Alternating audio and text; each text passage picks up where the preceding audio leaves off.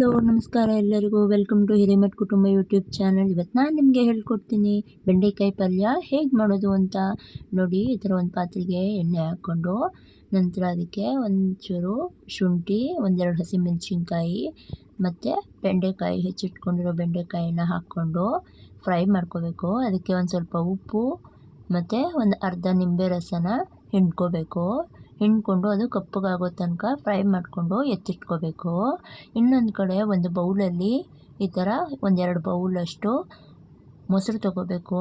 ಆ ಮೊಸರಿಗೆ ಒಂದು 3 ಸ್ಪೂನ್ನಷ್ಟು ಖಾರ ತೊಗೊಂಡಿದ್ದೀನಿ. ನಿಮಗೆ ಎಷ್ಟು ಬೇಕೋ ಅಷ್ಟು ಖಾರ ನೀವು ಹಾಕೋಬೋದು, ನಿಮ್ಮ ಖಾರದ ಅನುಸಾರ. ಹಾಗೆ 1 ಸ್ಪೂನ್ನಷ್ಟು ಅರಿಶಿನ ತೊಗೊಂಡಿದ್ದೀನಿ. ಇಲ್ಲಿ ಒಂದು ಸ್ವಲ್ಪ ಕಿಚನ್ ಕಿಂಗ್ ಮಸಾಲ ಹಾಕ್ಕೋಬೇಕು. ನೋಡಿ, ನಾನಿಲ್ಲಿ ಒಂದೊಂದು ಸ್ಪೂನ್ ತೊಗೊಂಡಿದ್ದೀನಿ. ಇದನ್ನು ಧನಿಯಾ 1 ಸ್ಪೂನ್ ತೊಗೋಬೇಕು. ಎಲ್ಲ ಮಸಾಲೆನೂ ಇಲ್ಲೇ ಹಾಕ್ಕೋಬೇಕು. ನೋಡಿ, ಎಲ್ಲನೂ ಮಸಾಲೆ ಹಾಕ್ಕೋತಾ ಇದ್ದೀನಿ. ನಂತರ 1-2 ಸ್ಪೂನ್ನಷ್ಟು ಕಡಲೆ ಹಿಟ್ಟು ಹಾಕ್ಕೋಬೇಕು. ಕಡಲೆ ಹಿಟ್ಟು ಹಾಕೋದ್ರಿಂದ ಪಲ್ಯ ತಿಕ್ಕಾಗಿ ಚೆನ್ನಾಗಿ ಬರುತ್ತೆ. ನಂತರ 1 ಸ್ಪೂನ್ನಷ್ಟು ಉಪ್ಪು. ನೀವು ಉಪ್ಪನ್ನು ಮತ್ತೆ ಕೂಡ ಹಾಕ್ಕೋಬೋದು ಆಮೇಲೆ ರುಚಿ ನೋಡಿಕೊಂಡು.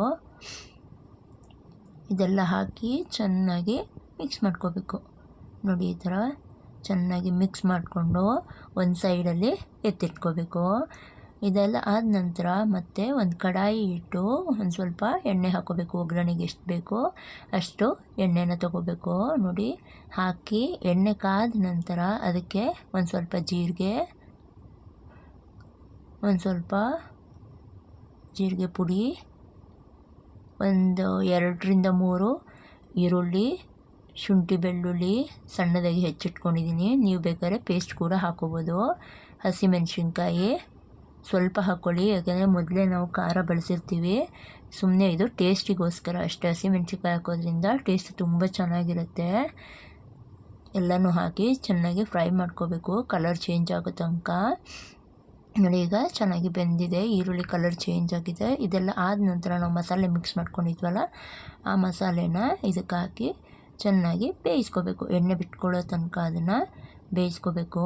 ನೋಡಿ, ಈಗ ಇಲ್ಲಿ ಬೆಂದಿದೆ. ಈಗ ಇದು ಚೆನ್ನಾಗಿ ಎಣ್ಣೆ ಬಿಡ್ತಾ ಇದೆ. ಈ ಥರ ಚೆನ್ನಾಗಿ ಬೇಯಿಸ್ಕೊಂಡು ನಿಮ್ಗೆ ಎಷ್ಟು ಬೇಕೋ ಅಷ್ಟು ಕನ್ಸಿಸ್ಟೆನ್ಸಿಗೆ ನೀರು ಹಾಕ್ಕೊಂಡು ಕುದಿಸ್ಕೋಬೇಕು.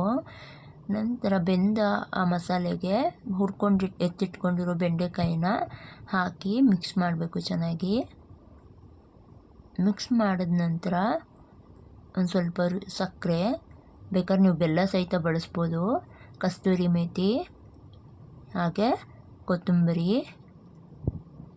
ಹಾಕಿ ಚೆನ್ನಾಗಿ ಮಿಕ್ಸ್ ಮಾಡಿಕೊಂಡು ಇದ್ರ ಜೊತೆಗೆ ಅಕ್ಕಿ ರೊಟ್ಟಿ, ಚಪಾತಿ, ರವೆ ರೊಟ್ಟಿ ಏನೇ ಮಾಡ್ಕೊಂಡು ತಿಂದರೂ ತುಂಬ ಚೆನ್ನಾಗಿರುತ್ತೆ.